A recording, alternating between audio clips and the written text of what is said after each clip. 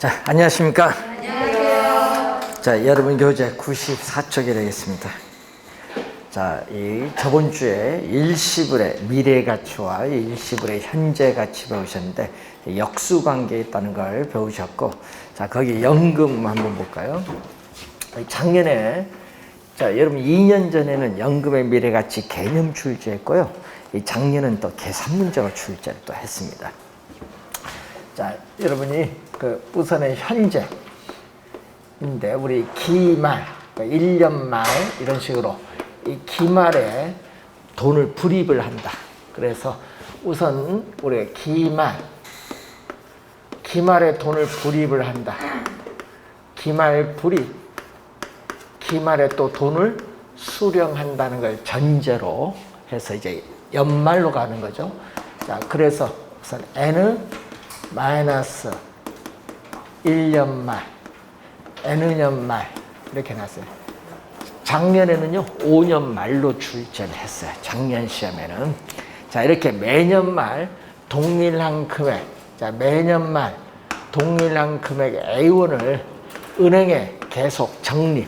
그러니까 여러분 예를 들어서 우리 매월 10만 원씩 적립해 나간다 이렇게 보시면 돼요. 그래서 N년 말 만기가 되었을 때 받을 수 있는 원금 이자의 총 합계가 얼마냐 얘기죠. 자, 그러면 A1을 N년 말에 적립을 하면요 바로 어떻게 돼요? 넣자마자 돈을 찾으니까 이자가 없어요. 그냥 A입니다.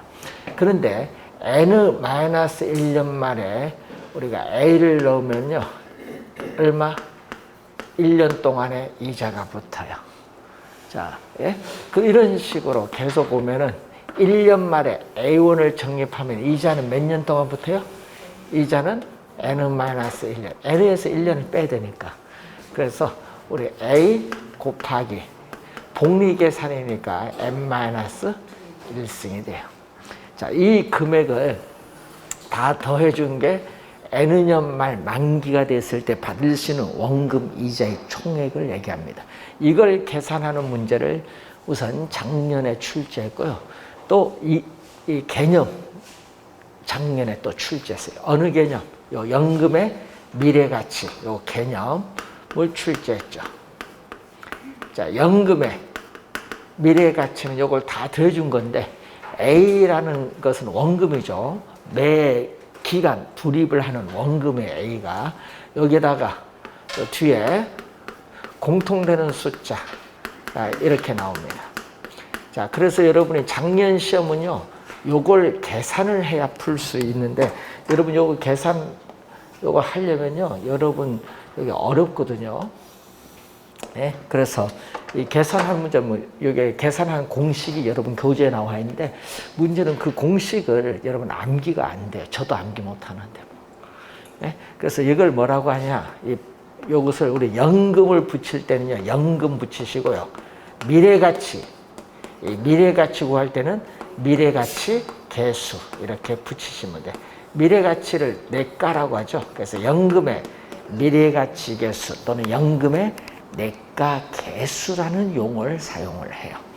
자, 그래서 문제는 연금의 미래가치 계수는 얘기죠. 매 기간 A1을 은행에 계속 적립을 해 나갈 때 만기되었을 때 받을 수 있는 총 금액 얼마냐. 자, 여러분 5년 만기 정기적금 가입을 했을 때 5년 지나서 총 금액 얼마냐 얘기입니다. 이걸 이제 구하는 내용이 되겠습니다.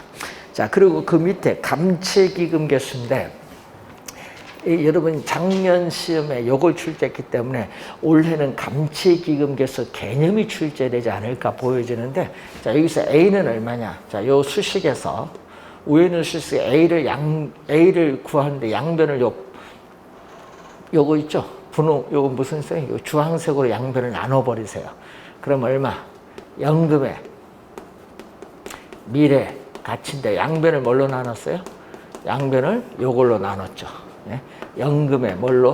미래가치 개수로 양변을 우리가 나눴죠. 양변. 요 나누면 요건 1이니까 A는 이렇게 나옵니다. 자, 이때 요 수식 연금의 내가 개수분의 1을 우리는 전문용어로 뭐라고 하냐면은 감채 기금 개수라고 하는데 자, 이 감채 기금 개수 이것을 우리는 뭐 한다? 개념을 출제를 많이 해요. 그러면 이 감채기금 개수는 이 얘기거든요. 자, A는 자, 여러분 5년 만기 정기적금에 가입을 했을 때 매월 은행에 불입을 해야 될 우리 적립금을 얘기해. 그래서 여기는 매 기간 불입을 해야 될 이 적립금 또는 적금액이라고 해요. 예, 적금액. 예, 적금액. 그리고 연금의 미래 가치는 예를 들어서 우리 5년 후에 1억을 만든다. 자, 예를 들어서 여러분 5년 후에 주택 구입 자금 5년 후에 주택 구입 자금 1억 원을 만들기 위해서 정기적금에 가입을 했을 때 매기간 불입을 해야 될 적금액 얼마냐? 그거 구해 주려니까 뭐를 곱해 준다?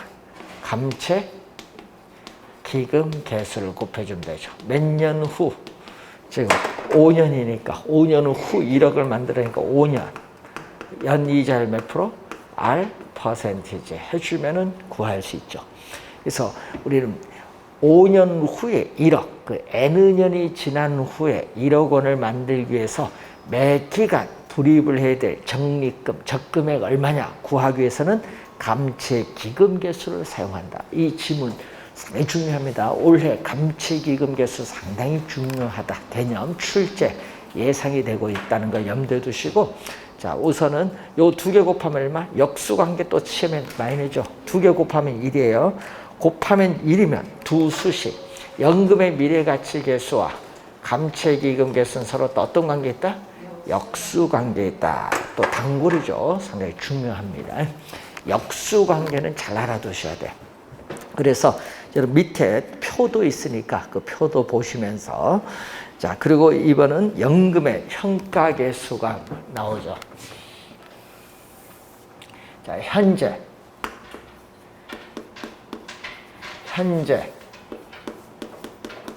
1년 말 우리가 2년 말 이렇게 가서 N년 말이 나와요. 자, 이때 매 기간 동일한 금액 A1을 우리가 또 받는데 나는 매년 말에 받기 싫다. 이 돈을요, 현재 시점 한꺼번에 받고 싶다 할 수 있어요. 그럼 얼마죠? 1년 말에 A가 얼마? A는 1 플러스 아래 몇 수? 1수. 2년 말에 A가 얼마? 1 플러스 아래 제곱. 이렇게 내려오죠. 그러면 N년 말에 A는 얼마냐? 1 플러스 아래 N수. 이걸 다 더해준 금액이 우리는 연금의 현재 가치다. 현재 한꺼번에 일시불로 환원한 금액. 예? 요 환원한 이 금액을 연금에 뭐라고 한다? 현재 가치. 다 더해준 거야. 이것은 연금의 현재 가치인데 A라는 또 공통되는 숫자를 묶어내면 얼마 나오죠? 또 1 플러스 아래 1승분의 1. 또 1 플러스 아래 제곱분의 1 해서 마지막은 얼마? 1 플러스 아래 n승분의 1 이렇게 나오죠.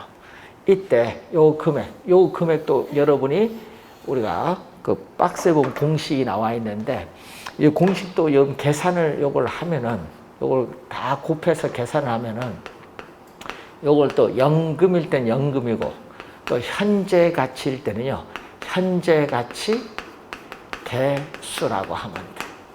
예? 그래서 요걸 이제 계산을 하는데 여러분 어렵다는 거죠. 예? 그래서 요 전체를 우리 연금의 현재 가치 개수다 이렇게 보시면 되겠고, 그럼 A는 얼마? A는 연금의 현재 가치인데 뭘로 나눠졌다? 연금의 현가 개수로 나눠졌다. 자, 이때 이 A는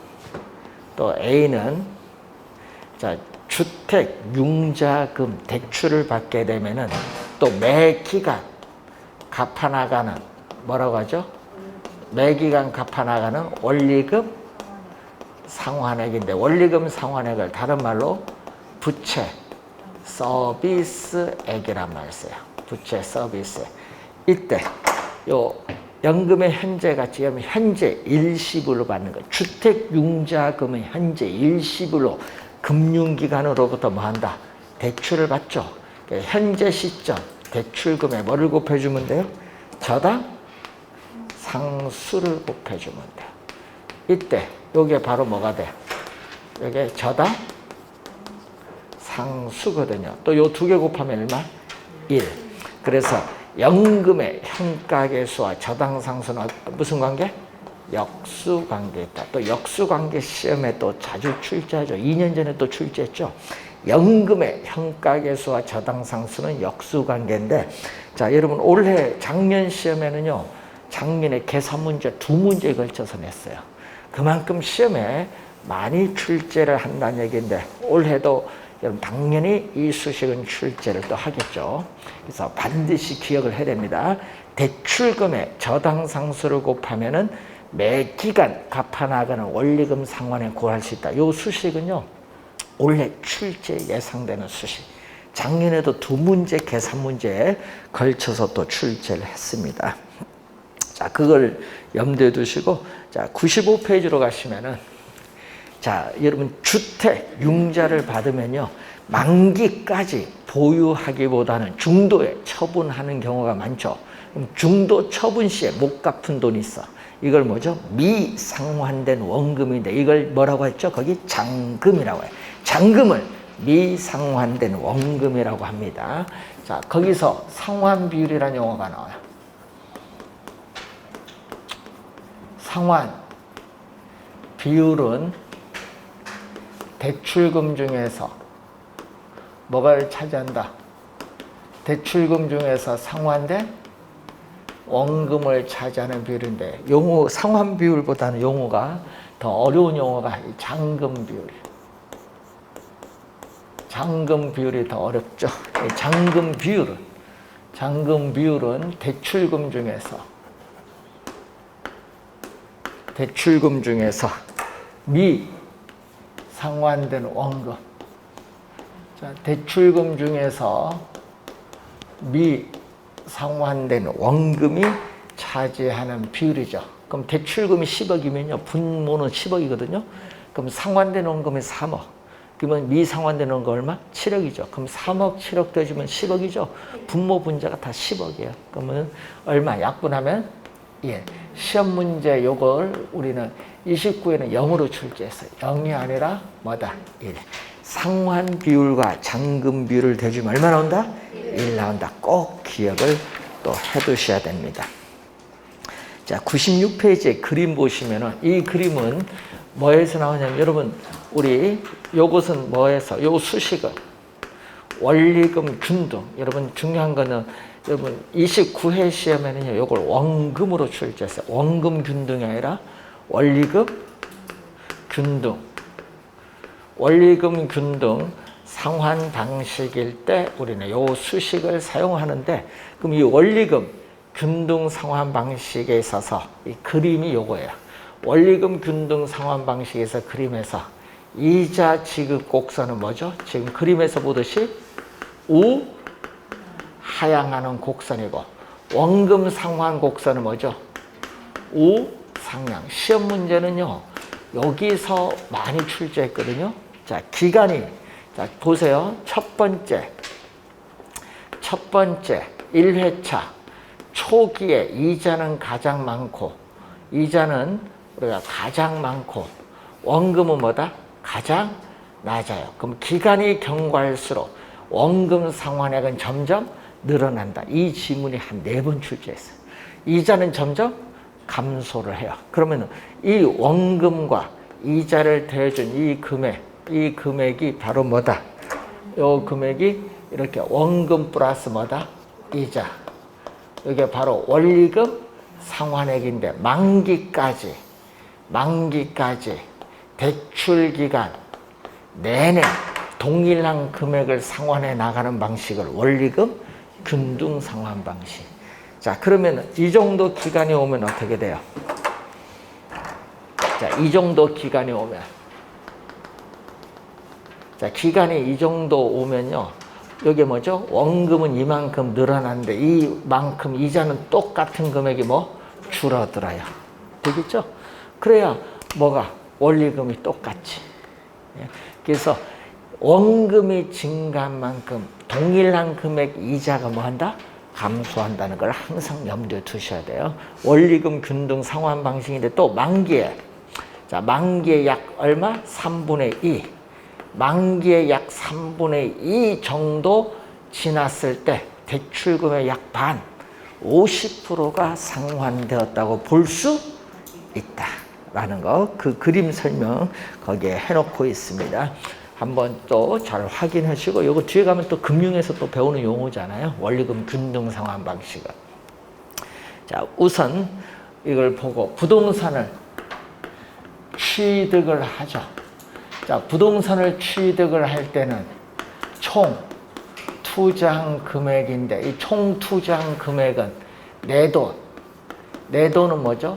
지분 투자액이라고 하고, 남의 돈. 대표적으로 금융기관은 뭐? 대출금을 이용해서 부동산을 뭐 했다? 취득을 했다. 부동산 취득. 자, 부동산을 우리가 취득을 했는데, 이 보유기간 동안 부동산을 뭐 해야 된다? 운영을 해야겠죠. 자, 보유기간 동안에 부동산을 운영하는데 그 교재에 봤더니 뭐가 나오죠? 운영 또는 영업. 자, 운영 또는 영업에 따르는 현금 흐름, 요걸 계산하는 과정, 요걸 매년 출제를 해요. 올해도 시험에 나오거든요. 그래서 영업의 현금 흐름, 여러분 교재 97페이지에 나오는 수식을 반드시 이건 또 암기하고 다녀야 돼요. 이건 매년 출제를 또 합니다. 자, 항상 단위는 뭐죠? 단위는 1제곱미터일 수도 있고, 한 실일 수도 있고, 또는 뭐 한 호일 수도 있어요. 단위당 예상되는 항상 임대료는 뭐죠? 연간. 만약에 월 임대료 주어지면 12개월 곱해주면 돼. 임대료 계산할 때는 항상 뭘로 계산한다? 연간 계산이야. 임대료 계산. 그래서 단위당 예상되는 연간 임대료. 그래서 시험 문제 보면 연 얼마 이렇게 주어지거든요. 거기다가 뭐를 곱해주면 돼? 임대 단위수. 임대 단위수를 곱해주면요, 이 임대 단위수를 100% 완전히 임대되었을 때 얻을 수 있는 이 최대한의 임대료 수입, 이 최대한의 임대료 수입을 뭐라고 하냐면 가능 총소득. 자, 여러분 이 총은 그로스라고 해요. 총은 조, 예? 그로스. 가능 총소득이라고 해요. 포텐셜 그로스 인컴인데, 이 포텐셜은 잠재라고 돼. 잠재 총소득이라고도 해요. 잠재 총소득. 예? 그래서 요즘에 우리 그 뉴스 보니까 요즘 많이 나오는 게 잠재 성장률 이런 용어 많이 나오는데, 잠재 성장률이 뭐 하락한다 뭐 이런 얘기 나오잖아요. 이때 잠재가 포텐셜이야. 포텐셜. 가능 총소득 또는 잠재 총소득인데, 자, 완전히 100% 임대되기 어렵죠. 우리 평균 공실은 약 5%라고 보는데 공실이 생길 수 있어요. 그리고 또 불량 부채, 공실 및 불량 부채에 따르는 충당금을 공제하는데, 이 불량 부채를 우리는 임차인이 임대인에게 임대료를 지불하지 못할 경우, 자, 임차인이 임대인에게 임대료를 지불하지 못할 경우를 얘기하죠. 이것을 우리는 해수 불가능한 임대료 수입이다. 자, 해수 불가능한 임대료 수입을 얘기해요. 자, 여기에다가 뭐를 내준다? 기타 소득. 기타 소득은 영업의 현금 흐름이 아니라 영업 외에 발생하는 거. 자, 영업 외에 발생하는 수입으로서 건물의 자판기 수입 또는 주차료 수입, 예? 또 임대주택일 때는 또 뭐가 있어요? 동전 세탁기로 발생하는 수입, 이런 것은 영업 외에 발생하는 수입이야. 이걸 더해주면은 유효 총소득이 돼. 유효 총소득. 그러니까 유효 총소득은 공실을 감안을 했을 경우에 임대료 수입을 얘기합니다. 자, 여기다가 이제 뭐를 빼죠? 이제 요거는 공시를 고려한 임대료 수입에서 이제 비용을 빼야지. 어떻게 돼요? 우리 부동산을 운영하고 유지하는데 직접적으로 지출하는 비용이 있어요.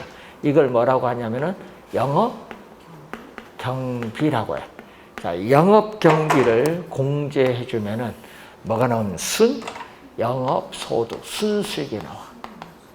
순 영업 소득 또는 순수익이 나오는데 여기서 주의해야 될 건요. 시험에 이제 여러분 할 때 영업 경비에 포함되는 거 안 되는 거. 요거 지문상에 많이 나오거든요. 자, 우선 영업 경비에 포함되는 거 대표적으로 뭐가 있다? 재산세. 그리고 소멸성 보험료인 화재 보험료가 있고 또 뭐가 있냐 하면은 관리비, 유지비, 수송비, 전기요금, 수도요금, 전기세, 각종 수수료, 뭐 또 각종 부담금, 뭐 교통유발 부담금 뭐 이런 것도 있잖아요. 이런 것도 있지만 또 관리인, 이런 부동산 전문 관리 업체에 의한 관리가 이루어질 경우에는 관리인에 대한 또 뭐가 있어요? 인건비 이런 건 다 여기에 포함이 돼. 그런데 주의할 건요. 영업경비에 포함 안 되는 게 있거든요. 영업경비에 포함 안 되는 것은 부동산 이 자체의 소모, 부동산 자체에 있어서 소모되는 감가상각비, 감가상각비 영업경비에 포함되지 않고 또 개인적인 업무비용, 또 소유자, 여러분 관리인 인건비는 포함되지만 소유자 봉급이라든지 또 부동산 가치를 증가시키는 이 자본적 지출에 이런 것은 영업경비에 포함되지 않는다. 그래서 영업경비에 포함되는 거, 안 되는 거, 이거 상당히 중요하거든요. 잘 기억을 해 두셔야 돼요. 자, 여러분 순수익이 보면 어떻게 돼? 순수익을 했으면은 우리는 투자를 했을 때 뭐를 받았다? 융자를 받으면은 융자에 대한 뭐를 갚아야 돼? 부채를 갚아야겠죠. 그래서 순수익에서 대출을 받으면 대출에 대한 부채를 이렇게 갚아야 돼. 부채 서비스액을 우리는 원리금 상환액. 자, 원리금 상환액은 원금 상환액에다가 이자 지급액을 더해주면 되죠. 요걸 공제를 해주면 이제 부채를 갚았으니까 이제 뭐가 나오냐? 세전. 세금을 납부하기 전, 세전 현금 흐름 또는 세전 현금 수지라고 하죠. 세전 현금 흐름, 세전 현금 수지. 세전이니까 세금을 납부하죠. 부동산 영업에 따르는 뭐를 납부? 소득세를 납부하면은 이제 세후 현금 흐름을 구할 수 있다. 세후 현금 흐름 또는 세후 현금 수지라고 하죠. 자, 그래서 이 흐름을 이제 여러분 교재에 거기에 나와 있는 그런 부분이 되겠습니다. 자, 상당히 우리 중요한 유형의 수식이라는 것을 잘 기억을 해 두시고, 자, 그리고 99페이지 가시면은 소득세 계산하는 과정이 있죠. 자, 여러분 순 영업소득. 자, 이 순 영업소득에서 출발하는 게 있고, 또 뭐에서? 세전 현금 흐름에서 출발하는 게 있는데, 자, 플러스는 세금 공제의 대상이 되지 않는 거.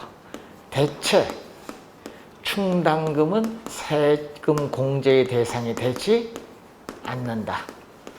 여러분이 15년 지나서 주방에 어떻게 돼요? 가구용을 교체하기 위해서 우리는 일정 금액을 적립을 해 나가요. 그걸 우리는 대체 충당금. 요거는 세금 공제가 안 돼요. 그런데 문제는 순영업소득을 할 때, 순영업소득을 할 때 세금 공제가 되는 거죠. 여기서부터 나오는데, 여기서 나올 때 문제는 이자 지급액에 대해서는 뭐가 된다? 세금 공제가 돼. 원금에 대해서는요, 세액 공제 안 되거든요. 원금을 갚은 것만큼 자기 자본이 증가하거든요. 그래서 여러분 세전 밑으로 내려올 때 우리는 이자는 빼니까 관계문데 원금 자체는 세액 공제가 안 돼요. 원금 상환액은 플러스는 세금 공제의 대상이 되지 않는 거. 마이너스는 세금 공제의 대상이 되는 거. 또 부동산 자체의 감가상각비는 세액 공제되죠. 부동산 사용에 따라 소모되는 부동산 자체의 감가상각액은 세액 공제돼. 뭐 차이가 있어요? 순영업소득 출발할 때, 요거 출발할 때 뭐의 차이? 원금, 이자, 요거죠. 여러분, 여기서 출발할 때 이미 이자는 세액 공제됐으니까 관계인데 원금은 빼줘서는 안 된다. 세액 공제가 안 된다는 얘기죠. 자, 출발점이 달라요.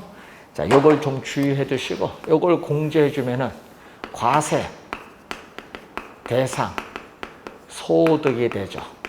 자, 과세 소득에 뭐를 곱해주면? 세율. 세율을 곱해주면은 뭐를 구할 수 있다? 영업에 따르는 소득세를 구할 수 있다. 자, 주의할 것은 영업소득세를 구하잖아요. 구한 것을 여기에 대입시켜주면 되죠. 그래서 감가상각비는 소득세 계산할 때 필요하다. 자, 감가상각비는 뭐 할 때 필요하다? 소득세 계산하는 과정에서 필요한 게 감가상각비라는 거 기억해 두시면 되겠네요. 자, 여러분이 자, 시험에 우리 왼쪽이 우리 두 개를 묶어서 계산 문제도 많이 냈거든요. 요 두 개. 오른쪽은 한 번도 안 냈는데 요 두 개를 묶어서 시험에 많이 냈다는 걸 염두에 좀 두시고, 자, 98페이지 보시면은, 자, 여러분이 이 보유 하다가 일정 기간이 지나면 뭐죠?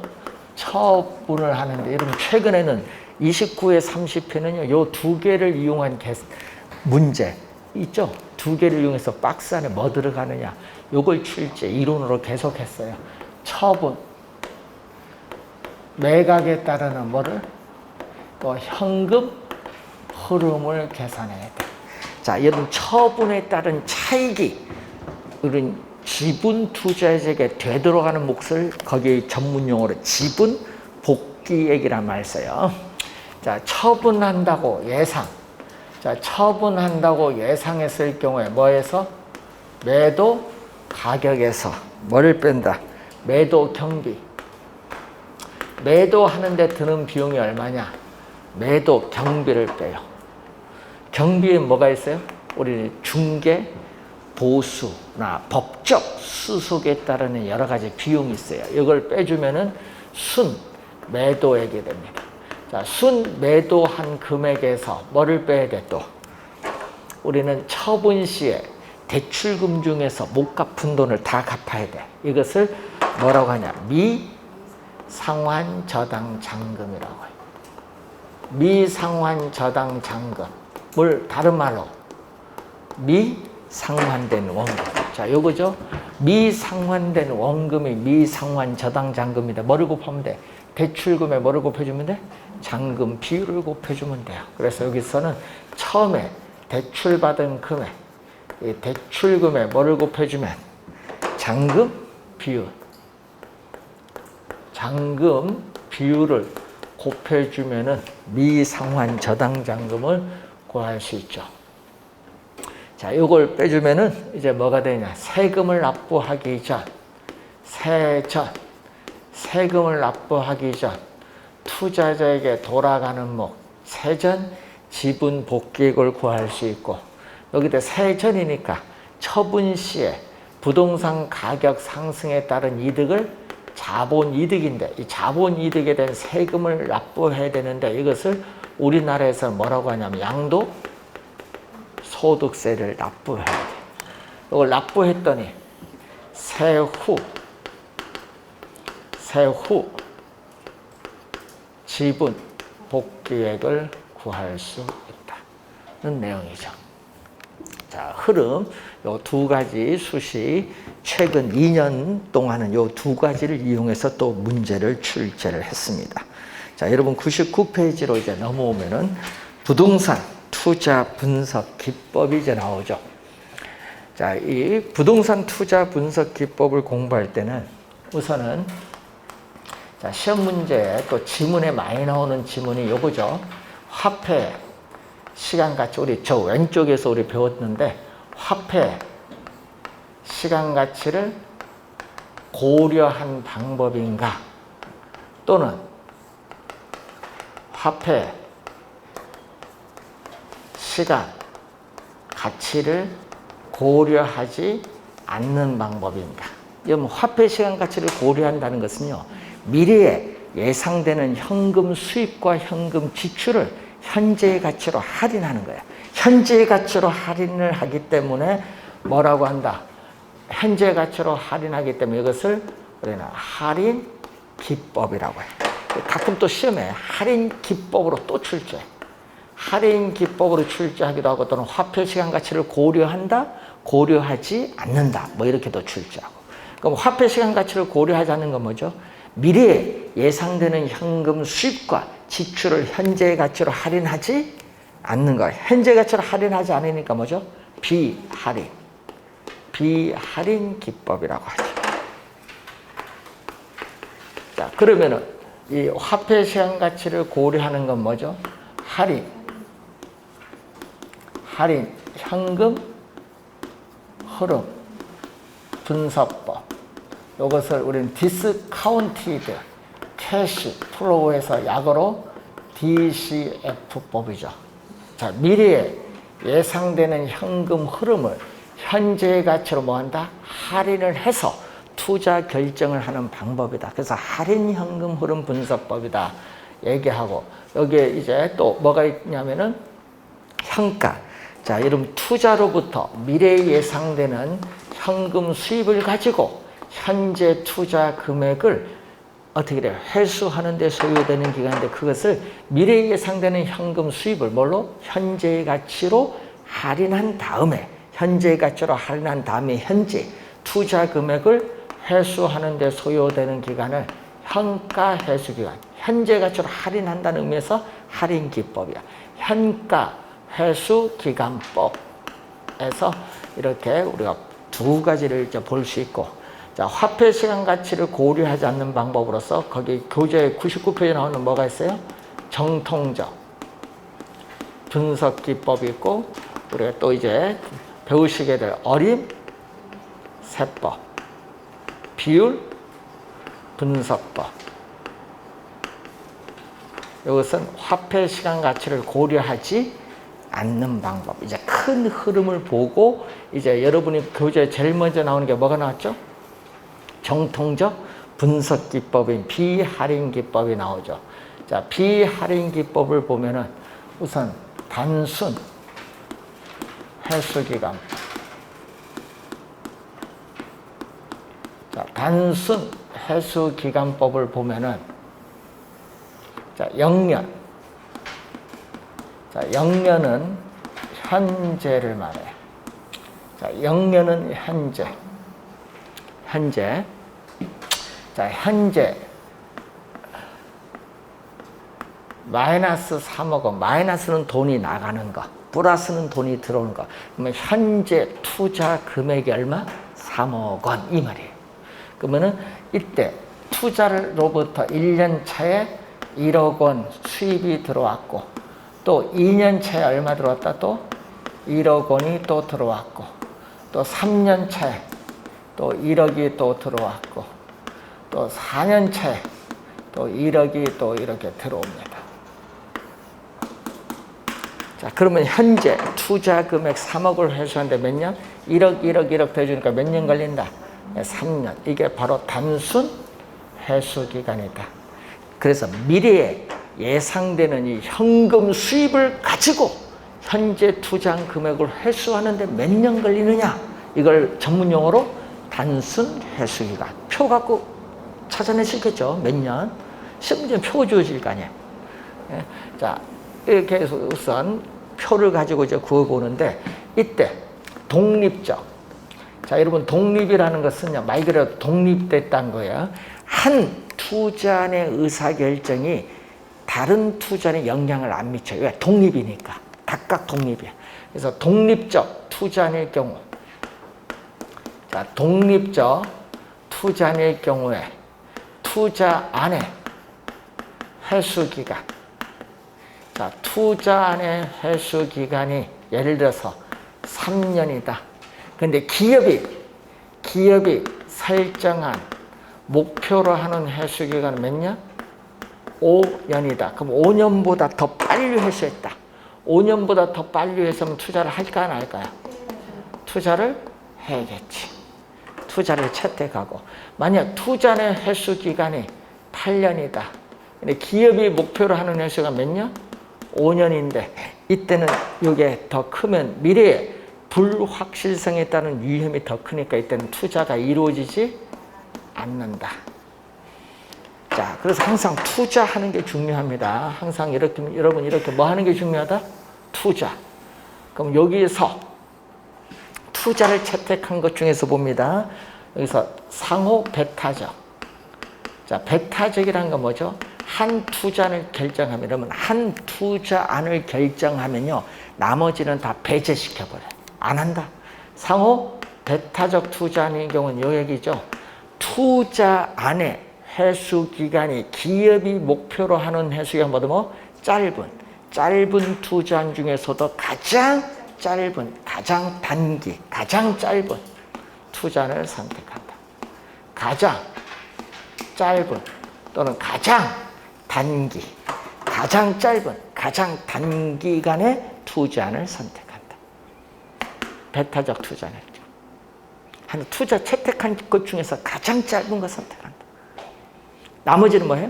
배제시킨다. 그때가 우리는 상호 배타적이란 말이에요. 자, 28회 시험에 또 출제를 여기서 했었죠.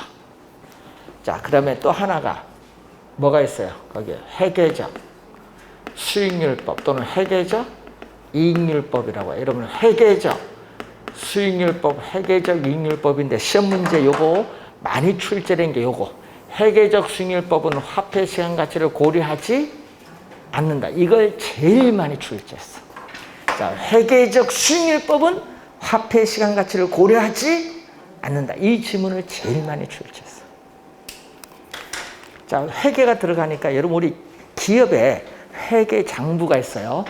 회계 장부에 돈 들어온 것도 있고 나간 거 기입을 하잖아요. 그 기입된 자료를 근거로 계산한 수익률이 회계적 수익률이에요. 자, 그럼 이 회계적 수익률은 연평균 순이익, 매년 평균적으로 발생하는 순이익, 연평균 순이익이